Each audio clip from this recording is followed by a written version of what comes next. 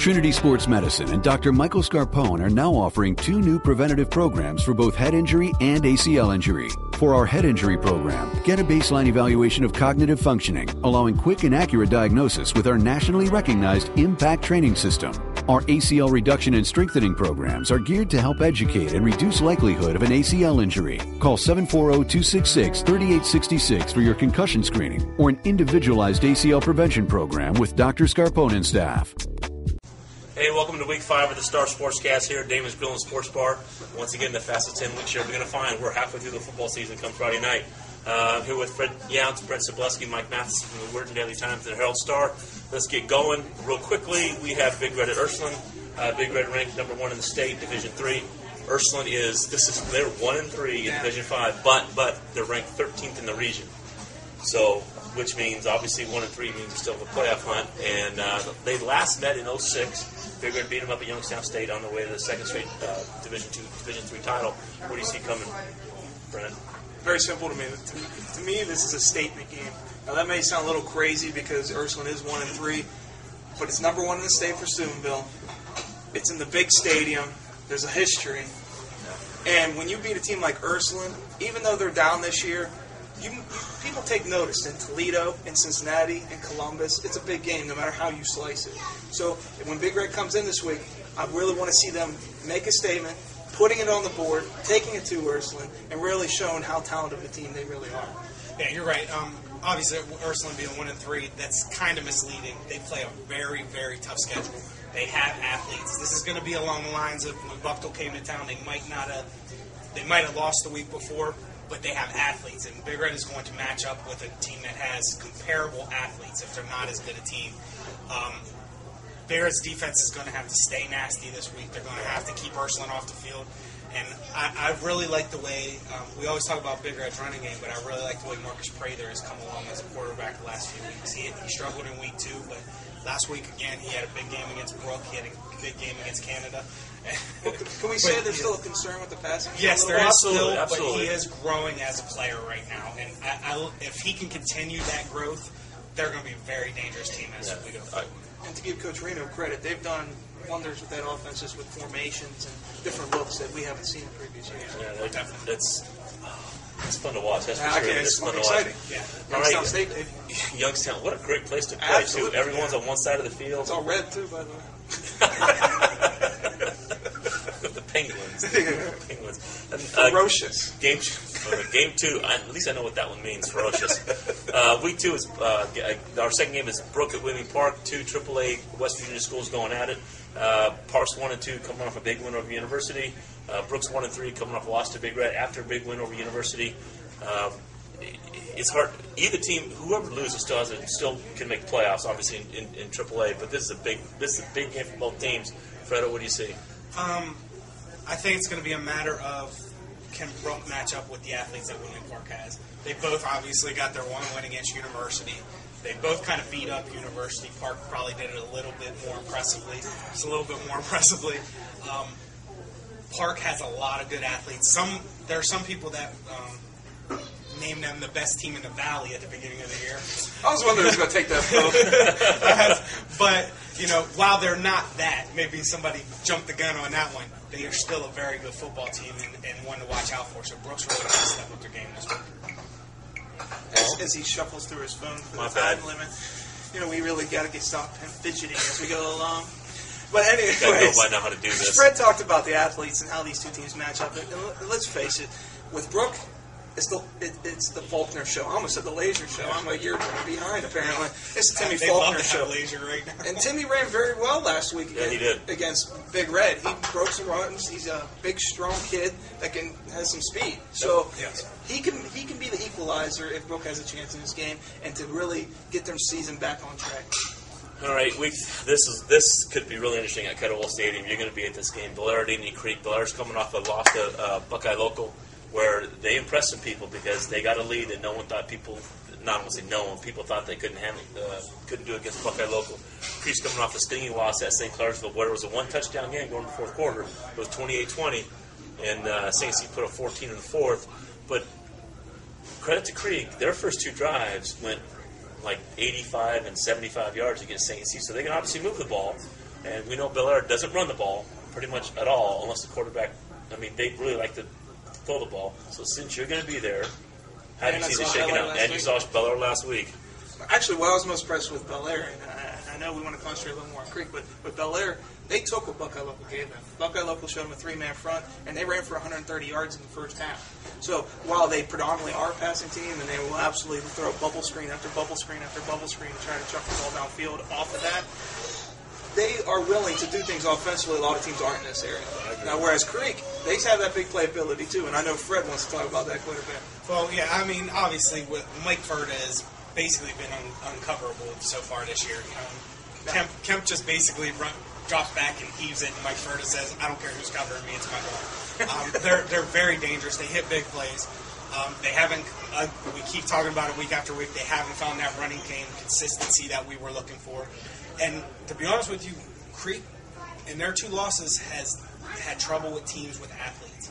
And that's what Bel Air is going to do. They're not going to try and match up line on line. They're going to spread it out and try and let their athletes beat Creek's athletes. And Creek's going to really have to step up and play better against that this week.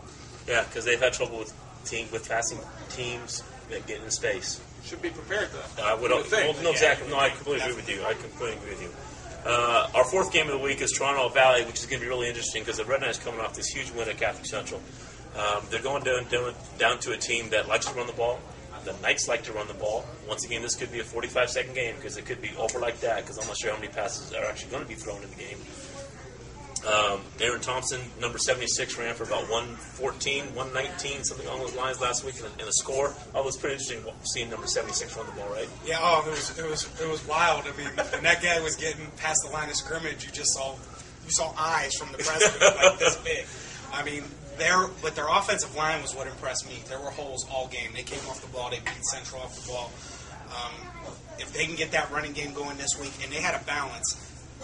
Aaron Thompson led the way. They had Shane Mosty running the ball well. They had Ralph King running the ball well. They have other weapons in that offense. And what they're going to have to do is shut down the speedy tailback of Valley because if that kid gets a corner, he's gone. He's a state track champion in West Virginia. So that's going to be their ultimate goal is to shut down that Valley running back. Well, what we've all been impressed with for over a year now with Coach Meek is we know that team's resilient. They got down 14 points very quickly to Catholic Central, and that game looked to be over. Everyone thought, oh, God, here we go. It was looking like that type of game as Colabella was taking part in the first quarter. But they committed to the run. They beat up Central physically, and they're going to try to do the same exact thing. Remember, this is the game last year where they put up huge rushing stats. I mean, state or school record rushing stats against Valley. Yeah. So they're going to try to do the same thing again, just with a different McGee and Mr. Thompson going as he's running through the line. He's waiting 5 weeks. I was a big guy doing 76 running. 76. My dream. Yeah. My dream. That was lovely. Oh, that's scary. Probably teared him eye. In more ways than one. All right, before we talk about our last 5 games, 1, 2, 5, I can count. We're going to bring in Melissa from Damon's. She's going to talk to us, you, everybody, about what's going on. Hi, Melissa. Hi, guys. How are you? Did you have fun today? We always have fun. Good. Well, I'm Melissa Sedlock. I'm the Director of Sales and Marketing here at the Best Western in Damon's. We're going to make sure to get you guys something to eat after this. Oh. Enjoy. Yeah, exactly. Some ribs or some wings. Okay. Yeah. Get them napkins now because they're going to be salivating. Right. Well, we want to tell everyone that if you are going to a local game, make sure that you bring in your football stuff, and you can receive $2 off your entrees on dinner. Nice. Do that. Nice. And then, of course, on the weekends, make sure you get into college football and NFL. You have your wireless sound system right at your table. So let us stop you all stop in. Cool. Thanks, Melissa. Thank you very much, Melissa. Yeah, it's nothing better. You need to get him bibs, by the way, real quickly. All right. I always spill something on there. Yeah, I noticed the other night. Yeah, exactly. All right. You're welcome for the pizza. Oh, by the way, yeah. You're a mess. All right, we have 5 games left. We got to hurry a little bit. Let's do the easy one first. Cameron and Madonna. Madonna's coming off a bye week. Cameron's going to struggle a little bit. I see Madonna just taking care of business really quickly. You know the best part about Cameron is? What? They're the Dragons. Oh, the Dragons. That's awesome. They don't live up to the nickname, but it's still awesome. Yeah, this one's going to be a lot to a little. Yeah, exactly. Yeah, I agree. Plan on leaving early. And a week off. Once you get a week off, you get to prepare for a week. It's just amazing. All right, the interesting game at Cartwright Field is Buckeye Local Edison. Edison's coming off went over Union Local, one drive of which went 159 yards because they were flagged for 70 yards and penalties. They had a first and goal at 34 and converted. That's impressive. Now, we saw them struggle against the run against Oak Glen. We know Buckeye likes to run the ball with Pregolini and Jostin Deere. Barsh is also doing a really good job throwing the ball to his weapons. What do you see coming on? Well, we talked so much about Deere over the last couple of weeks, and it's time to give a little bit of love to the other guys because he's currently dealing with a calf issue, but he should be playing. But Pregolini had 118 yards in his absence against Bel Air. The kid was just rough and tumble between the tackles. Andy Stock continues to get healthier. It's another option. And we always forget Austin Marshall, who they use as a wing and bring around reverses a lot. So there's it's not just a pure ground and pound. You see a little wing tee, you see, and they commit to it just like Toronto did, like we said earlier. So we'll see how Edison reacts because they have not performed well against teams that run the ball well. No. Right. Obviously, Edison's going to have to shore up their run defense. They didn't face a team that even put a running back in the backfield last week, so that kind of helped their cause a little bit. But this week, they're definitely going to have to shore that up. Again, Edison's offense though can score, but they're going to have to stay away. 17 penalties for 172 yards last week. They do that against Buckeye Local. This is going to be over early. They can't give up. They can't give up yards. They did establish that running game with Shane O'Brien, though, 219 yards rushing. He had a touchdown catch as well. I mean, that kid is very good to go with the big play threat that Minger is. So it could be a fun game to watch this week. Yeah, I agree. Could we say attack that bubble on a three-man front for Edison? It's coming. It's coming right at you like a freight train. All right, the other game, which should be pretty simple, is Oakland at Beaver Local. Last year, Oakland lost to Beaver Local, which pretty much kept them out of the playoffs.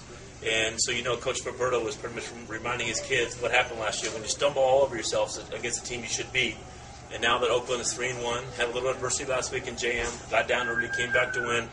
This can't be a trap game like it was last year. So you would figure Coach Roberto would have his kids going. Yeah, I mean, I think it would have been real easy to overlook Beaver Local for Oakland if they didn't lose to them the way they did last year. I mean, they lost to Beaver Local. That was their only win last year. That was the only win last year.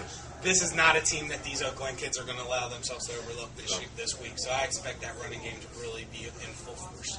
Well, it's bulletin board material. There's no doubt about it. Absolutely. Oakland has legitimate aspirations of becoming a playoff team this year. Absolutely. I think we all agree on that. So these are the type of games you go into and you know you should win, and you should win convincingly. And if they don't, then you start to question a little bit. But I don't think any of us expect that to actually happen. I expect them to come in and do what they're supposed to do and take care of business.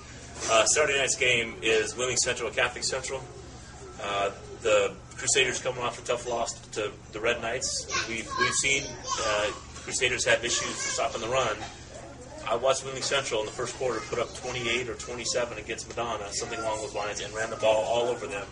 And Parker Henry's pretty good. It's pretty good.